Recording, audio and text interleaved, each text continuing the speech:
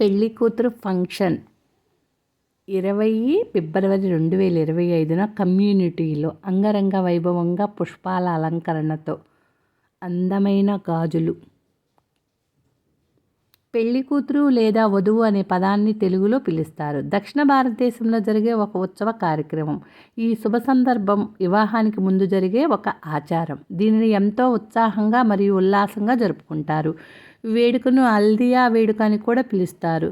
సాధారణంగా మెహందీ వేడుక తర్వాత జరుగుతుంది. పెళ్లి కూతురు అనేది వధువు మరియు వరుడు కుటుంబాలకు ఒక ముఖ్యమైన సందర్భం.